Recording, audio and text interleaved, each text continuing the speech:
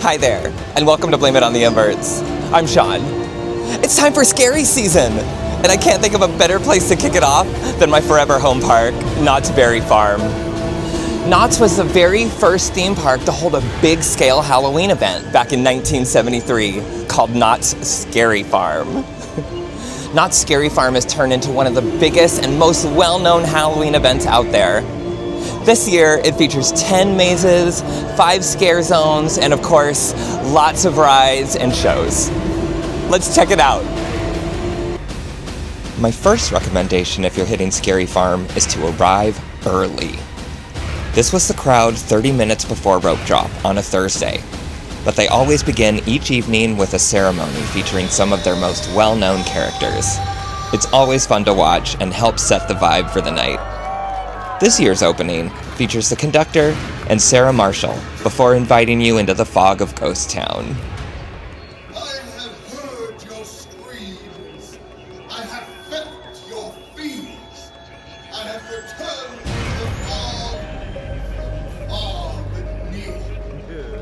I sense the presence of the witch that has cursed this town.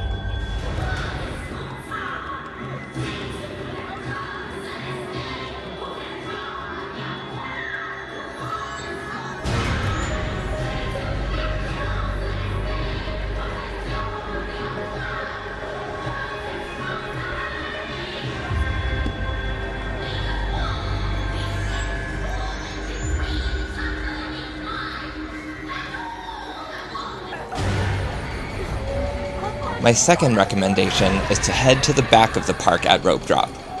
The mazes will have little to no waits, allowing you to experience more during your evening. After making my first stroll through Ghost Town, I headed to Carnival, a scare zone filled with clowns. A huge shout out goes out to my favorite scare actor this evening, who was waiting for me as I walked up. You said orange and purple clashes.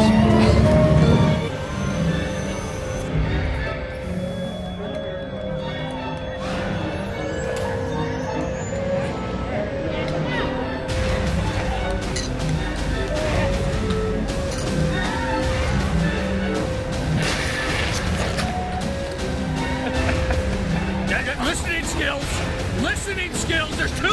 Do you need a third? Okay, you go. Thank you.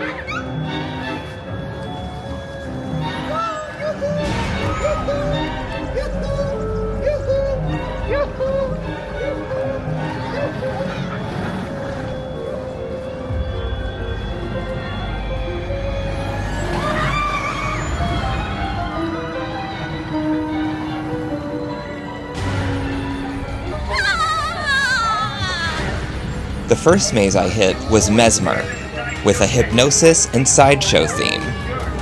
Mesmer is one of 2 mazes making their final appearance this Scary Farm, so make sure to take one last walk through if you make it. Don't be shy. Welcome to the greatest show on earth, friend. Welcome to the Bends the mind to extraordinary lengths. Even the simple game of light as a feather, stiff as a board, can be highly suggestive. Light as a floating.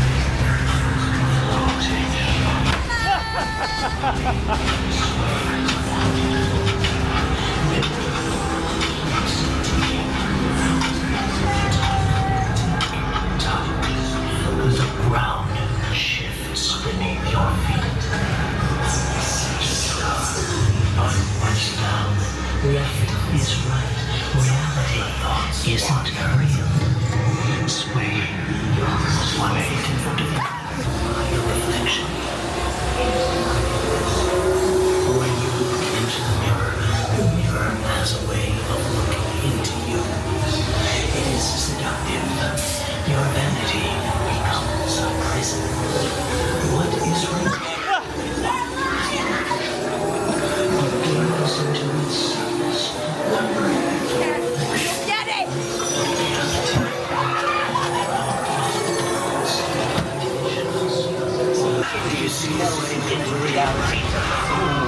that lurks between the frames, Mr. Zoetrope. Beware, don't just stare at him too long, else you are his.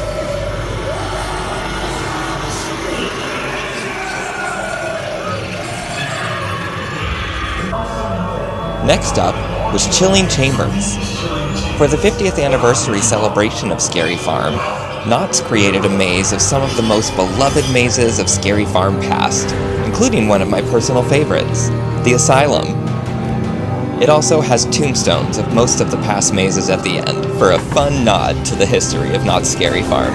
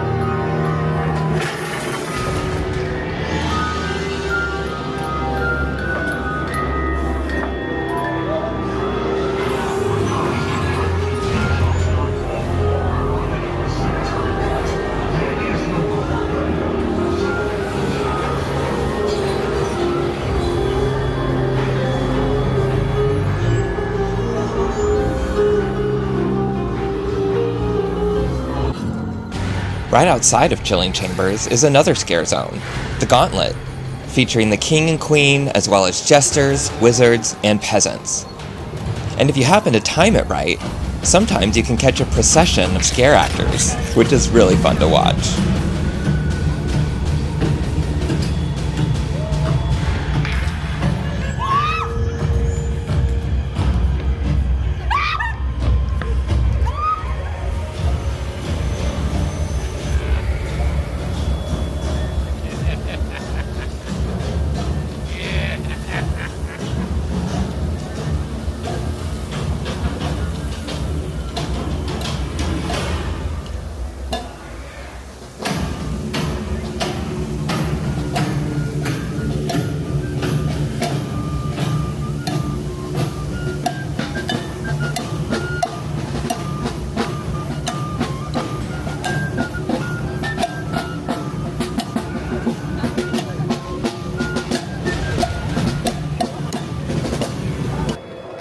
I made my way back through Ghost Town to head to Origins, a maze dedicated to the history of Knott's Scary Farm.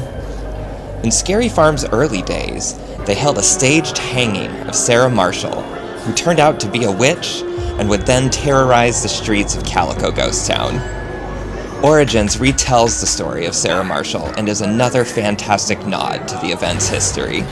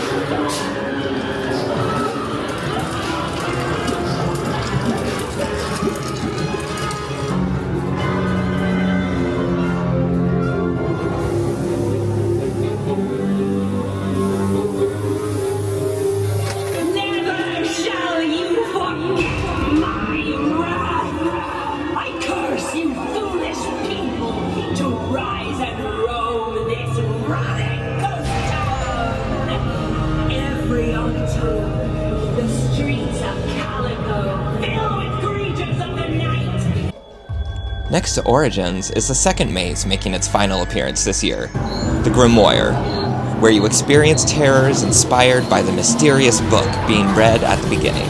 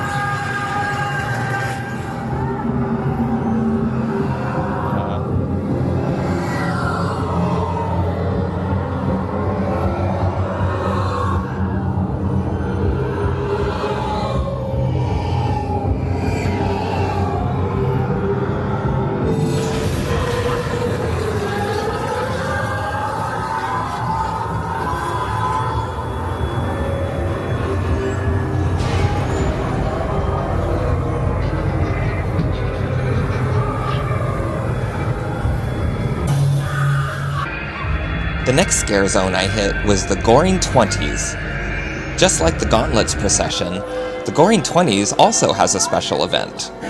The scare actors play out their deaths every time they hear the clock tower ring, then jump back to life to continue the scaring once it's over.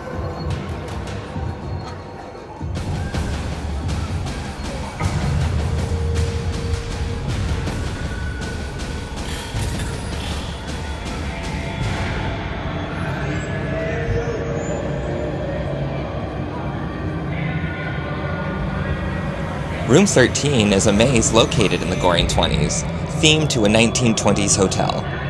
I love Room 13, but didn't realize my camera didn't capture any footage until my visit was over. Make sure you don't miss it.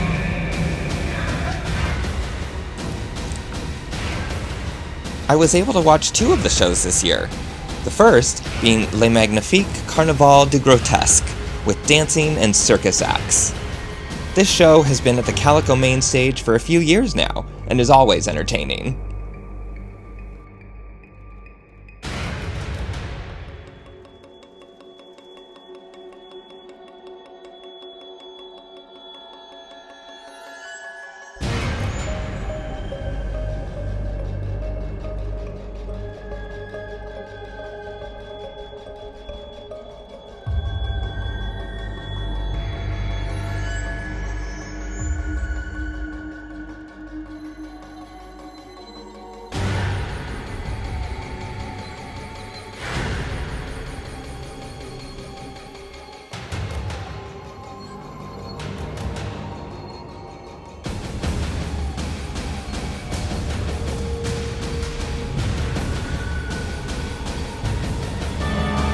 The Hanging was brought back last year after a few years hiatus. It's a combination of pop culture satire and an old western town-style hanging. The Hanging has been a fun tradition of Scary Farm as long as I can remember, and I'm ecstatic that it's back.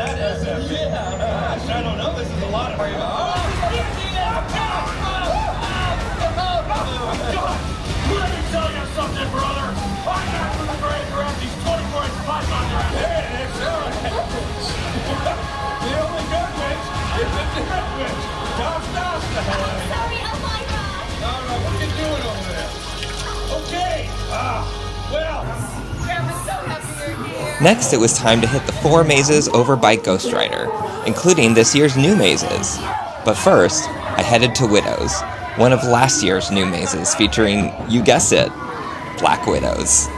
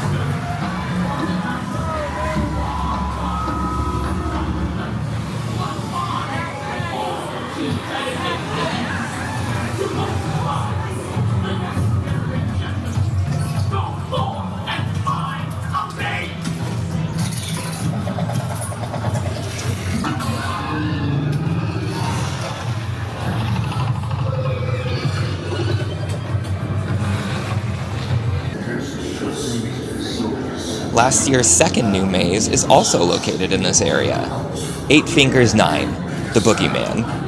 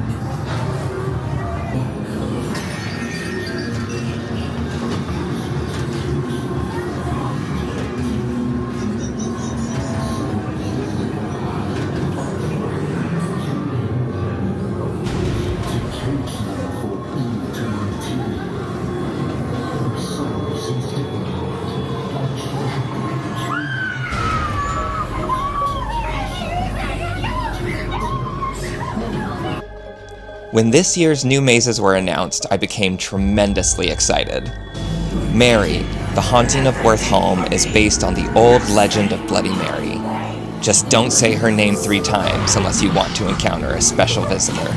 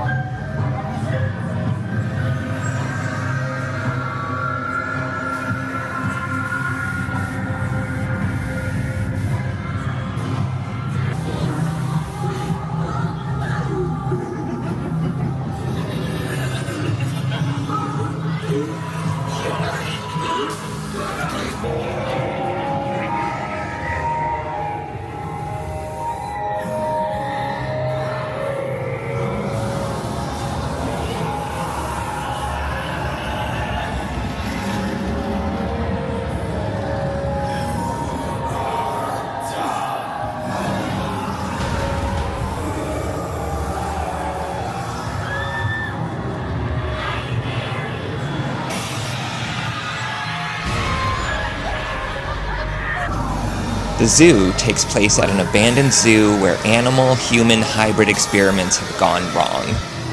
As if the concept wasn't terrifying enough, after 11 p.m., they turn off all the lights, and you walk through with a very dim flashlight. I loved both of my walkthroughs of the zoo, and I hope this one sticks around for quite some time.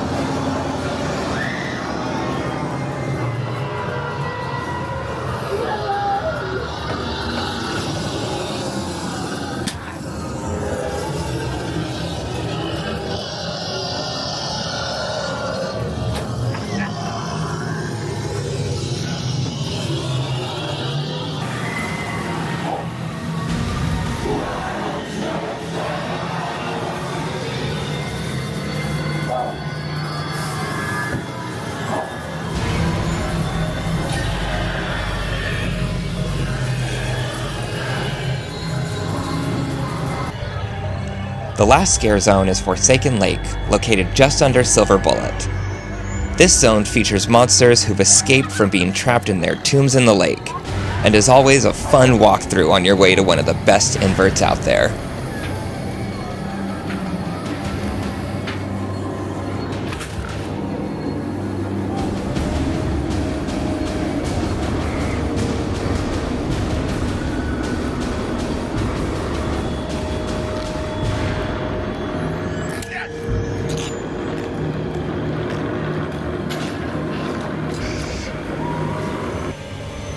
I saved my favorite returning maze for last, Cinema Slasher. In Cinema Slasher, you start in movie theaters and walk into the movie screen, entering a real-life horror movie. It's been my favorite ever since it debuted, and I think most people share my feelings because it usually has a pretty lengthy line.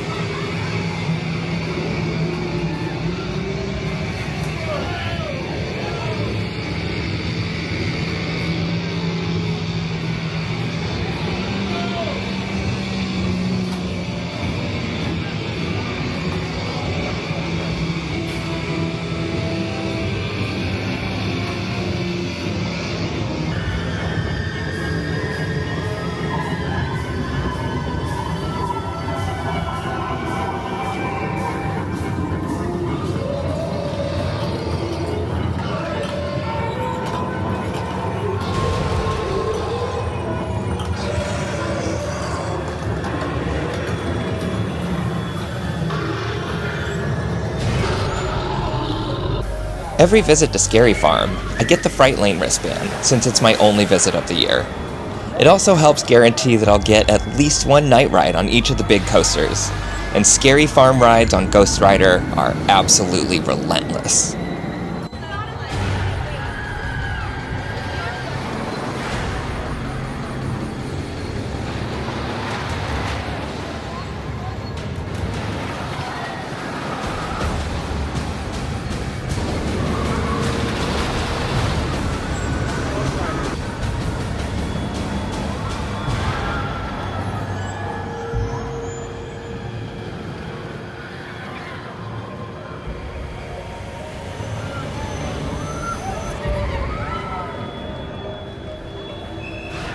Thank you so much for joining me for this year's visit to Knott's Scary Farm.